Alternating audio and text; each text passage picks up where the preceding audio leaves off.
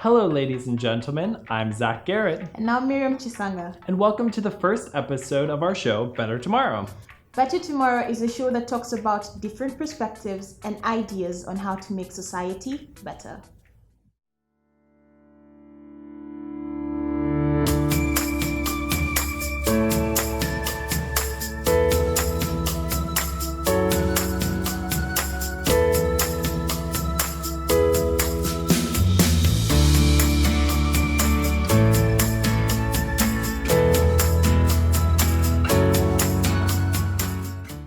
This is our first episode. I'm so excited. I am excited as well. Would you like to tell us what we have on the show today? Sure. So, first of all, I would like to say that this is a really important issue. Yes. Have you ever felt like we live in a world where we don't exactly have the same equal rights when it comes to men and women?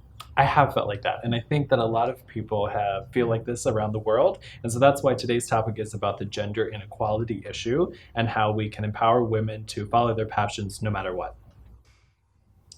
It is a serious issue that we need to talk about in this show, and we shall be talking about a group of women that turned a passion of theirs, which is traditional drumming, which focuses on women's rights.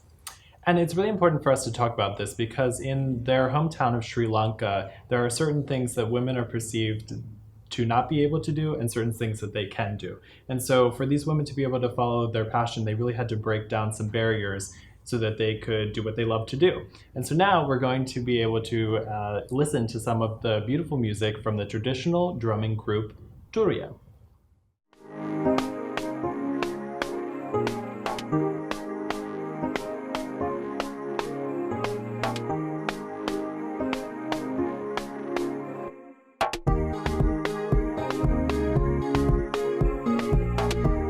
I'm Sitara Madhuvanti from Sri Lanka and the Turiya band.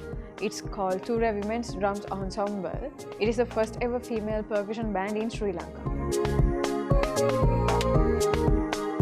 It's very special to me because I'm the leader and former of the band. In Sri Lanka, it is a male dominant art, the drums. So I think it is very special to me.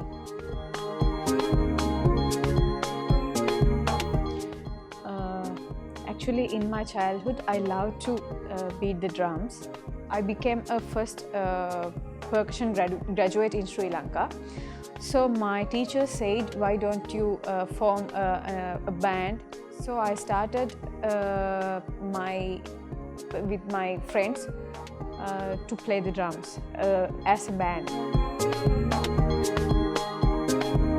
This time, we came with 7 female drummers. When we started in 2015, we started with 9 undergraduates mine, and now we have second row also.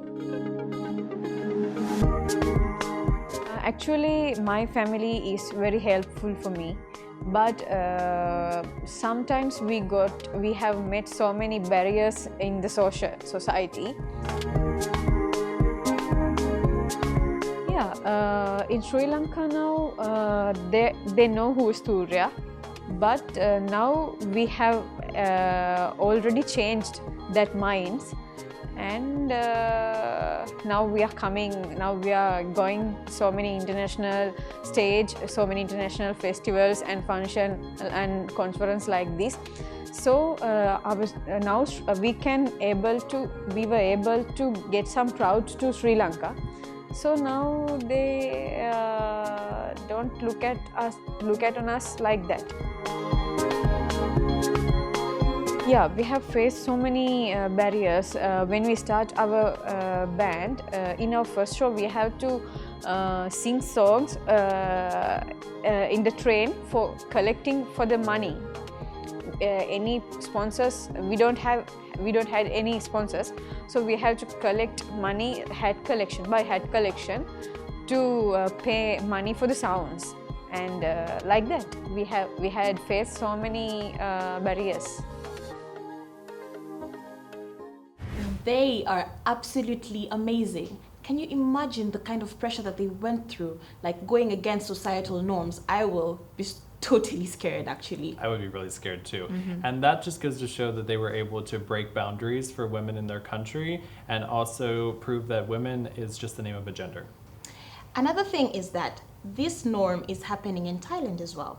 We have the country like Thailand, which requests that women dress in a more politely way, but there are men who don't seem to respect how a woman dresses. Yes, and this issue is still going on in Thailand, but things are changing and more social media attention is being brought to this issue. Last year, there is a woman named Cindy Bishop who created the hashtag Don't Tell Me How to Dress campaign, which brought awareness to the issue of gender inequality in Thailand. Let's see how this trend happened.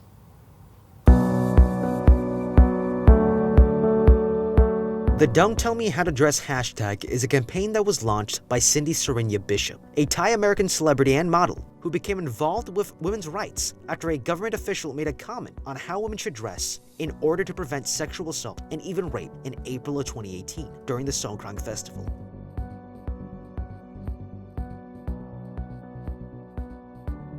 She stated that this might not be the right solution to reduce the crime, because women have the right to dress however they like. Then she used this hashtag on her Instagram to express her mind and got great feedback on it. After that, it turned into an exhibition, not only in Thailand, but also in other countries, such as the Philippines and Singapore. We also want to be a part that can help and support this campaign to move forward. So we're doing interviews with people in our society to get them to think about how women dress and get their opinions on this topic.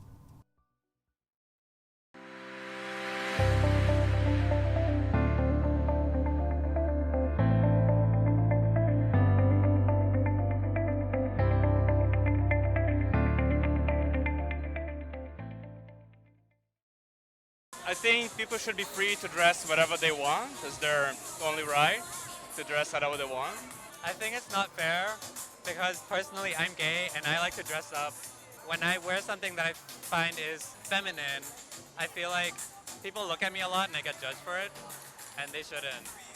ก็สำหรับมุมมองผู้ชายการที่ผู้หญิงแต่งตัวล่อแหลมหรือแต่งตัวโป๊เกินไปมันก็มีส่วนทำให้ผู้ชายคิดในมุมมองที่ไม่ดีกับผู้หญิง ก็ถ้าถามถึงผู้หญิงด้วยกันเนาะเราก็มีความรู้สึกว่าเราค่อนข้างคิดถึง culture ของไทยจริงๆแล้วเนี่ยเราสามารถแต่งได้ยังไงก็ได้แล้วแต่เขาแหละแต่ว่าบางครั้งเราคิดว่ามันน่าจะเกี่ยวกับกาลเทศะเพราะว่ามันน่าจะขึ้นอยู่กับผู้ใหญ่แล้วก็ตัวเราเองด้วยว่าเราคิดว่าถ้าแต่งไปแล้วมันจะดีหรือดูไม่ดี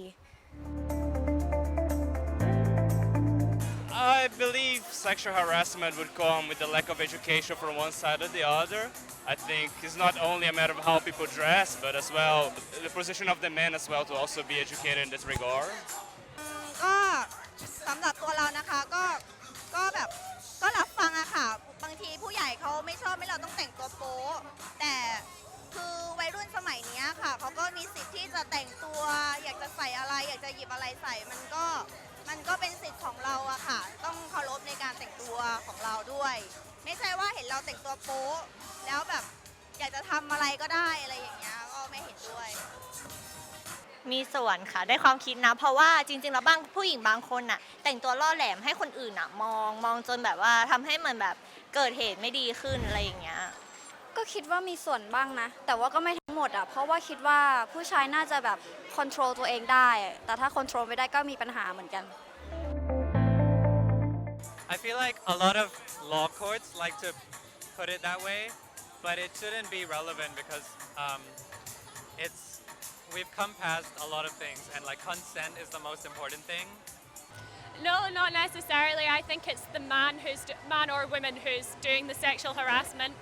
It's connected to them because a woman could be standing still and they would still harass really. So อันนี้ก็รับฟังนะคะคือบอกว่าให้เราแต่งตัวเซฟอย่างเงี้ยคือรับฟังได้แต่ก็ไม่เห็นด้วยอะค่ะก็คือเราก็อยากจะแต่งของเราอย่างเงี้ยแค่นั้นแหละค่ะจริงๆมันก็ไม่ได้เชิงว่าจะต้องแต่งตัวมิดชิดตลอดเวลามันอยู่แล้วแต่สถานการณ์ว่าเราไปงานไหนเราควรแต่งตัวแบบไหนไม่ใช่ไปงานเรียบร้อยแต่แต่งตัวโป๊เกินไปมุมสายตาผู้ชายที่มองเข้ามากับผู้หญิงเนี่ยก็จะเป็นสายตาอีกแบบนึงมากกว่า เราควรแต่งตัวให้ถูกต้อง แต่สมมุติถ้าเป็นคนใกล้ชิดแนะนำได้อย่างเงี้ยแต่ว่าเราไม่สามารถไปสั่งได้ เพราะว่าใครๆก็ไม่ชอบให้คนอื่นมาสั่งเราถูกไหม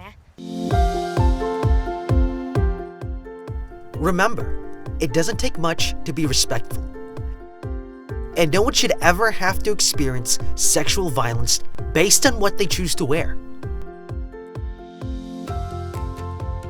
And for people who have experienced sexual assault or violence, just know that it was never your fault.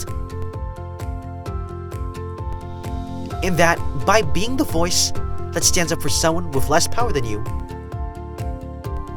you can mean all the difference to them. Be a good ally. It's a great time for people to be able to come out and express their opinion about this issue. Yes, I totally agree. And I also know that it's very hard to go against society and traditions. It's an extremely hard process. It's really hard. And I think that women should be able to dress however they want and still be respected by men. I agree. What do you think about this issue? Do you agree? Do you disagree?